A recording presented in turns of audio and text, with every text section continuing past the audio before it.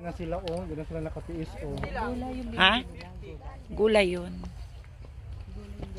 Mahal na yun sa Manila. Ganda ng ano.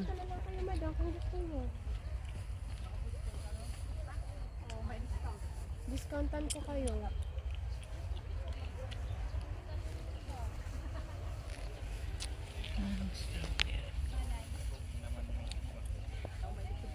May rep naman tayo doon.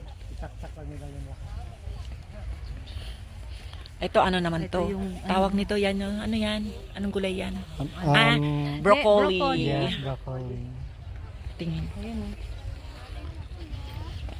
Yung broccoli. Kapon sa ano ka? Broccoli. Baka pwede lang ng prito. Oo, pwede lang na.